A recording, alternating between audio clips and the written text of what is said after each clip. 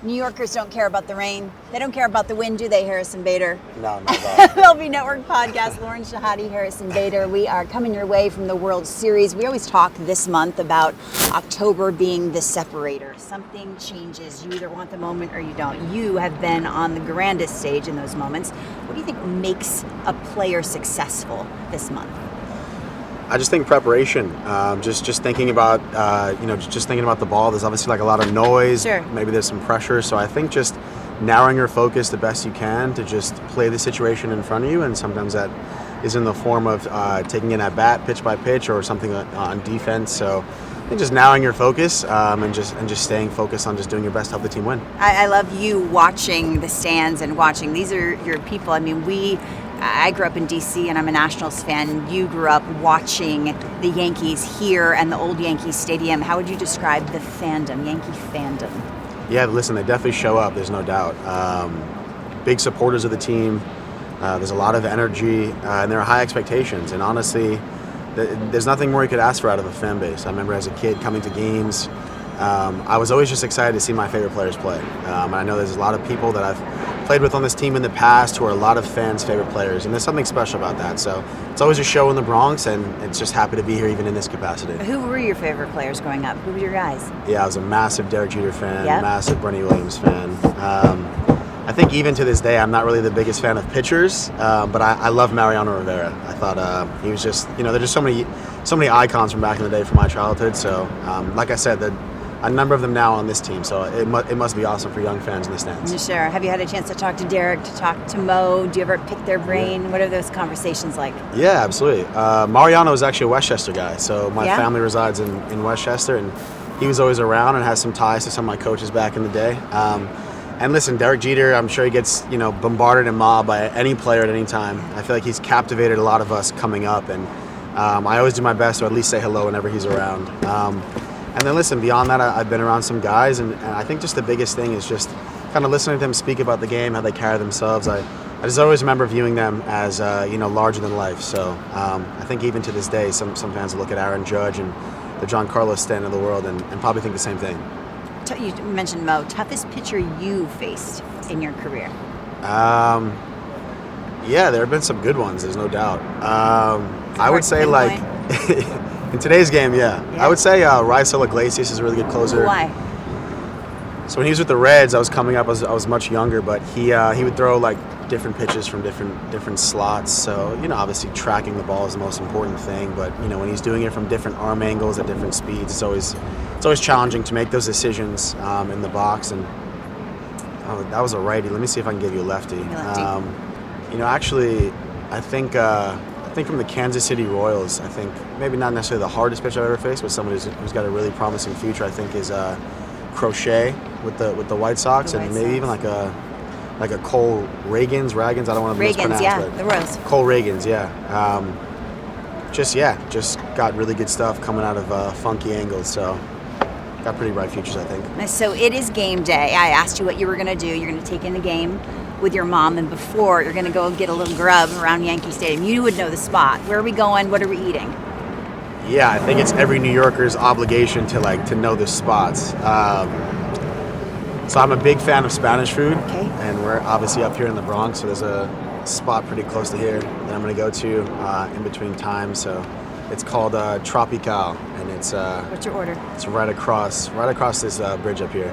My order. I'm very, very basic with my food order. So like Immortal, like red beans, pollo guisado, or if they don't have chicken, which I always do, I'll probably do like a beef stew type, something like that, and then I always finish it off with a tres leches, so I can't stay away. Absolutely. You gotta have dessert. Life is too short. Did you eat the same thing before every game? Were you one of those guys? No, I'm not one of those guys, but I mean, I definitely do, like, in terms of like the building blocks of like having like a not stomach ache while I'm playing, just keeping it like light, clean, light, just chickens, rices, stuff like that, like lentils with some vegetables, just stuff like that, just to keep it light, and maybe like a little spice in there just to kind of wake you up a little bit. But no, I'm definitely not like in too much of a ritual when it comes to food. Where I was this year over at the Mets, we had fantastic chefs, so they always did a great job of giving us an assortment of food. So I always change it up every day. They have one of the best ballpark foods in all the land. That's what everybody says, and I can definitely attest to that. Do you agree? Yeah. Oh, yeah, absolutely. It's the Shake Shack. You faced with the Mets, the Dodgers, and the NLCS. We have seen their strengths come to life. I remember kind of previewing this series and thinking, will their starting pitching hold up? It's been an absolute strength. Watching them from afar, from the opposite dugout, what stood out to you about what makes them so successful? Yeah, well, listen, for one, whether it was a reliever pitching or a starting pitcher, they never pitched scared. They were very limited with their walks and giving up free bases. They took care of the baseball on defense, and I think they worked at bats and had timely hitting. And I think at this point in the season, the hottest team and the team that does those things most consistently are going to be successful over a 7-game series. And from what we saw with the Mets, and obviously watching now, I think they're just doing a really good job of playing their brand of baseball and repeating it, not only on a nightly basis, but over the course of a series. And, like I said and have said about this level at this point, you're kind of splitting hairs when it comes to games won. So sometimes those decisions and those outcomes are just going in their favor in the form of one pitch and a timely hit or working a walk or making a play on defense. So, obviously they're very hot and they're just playing good baseball. How many times have you listened to OMG Be Honest? And how many games did we win this year after May? Wait, never just randomly on your own? Be May honest, 30th. Don't lie. Since the season's ended, yes, I have watched it a few times on Instagram. But honestly, I stopped because it kind of made me tear up because we had such a good thing going and it was magic. We didn't get to continue. It was magic in many ways. It really was. I mean, listen, at the end of the day, winning a World Series, winning a pennant, those are things you can kind of hang in the rafters. And obviously, we didn't get a chance to do that this year with the Mets. But for Mets fans, for people who followed us, for obviously the players involved, in that team, I think that there was just such good energy going that although we can't necessarily hang anything, it really was a win for a season for a lot of us. So it really was special. I'm just really, really thankful to have been a part of it. And that's not only within the clubhouse, just the owners, Steve, Alex, just the entire family, Sophia, Josh, everybody involved. It just top to bottom was just so much fun. We had an absolute blast, and figuratively speaking, I think we squeezed as much juice out of it and joy out of it as possible. I love that. What's more important in life than joy? I always agree. feel like I chase joy. Don't you feel like that? Yeah, I mean, of course. Even within the game at times, things go sideways, but you have to come back the next day, and it's a long season. So I think the driving force in that obviously is the happiness and joy that comes with the game, and even that we kind of give to the fans. We're chasing joy and fashion. Fashion is very important to you. Tell me when that started. Do you pick out your own clothes? Do you have a stylist? Take me through it.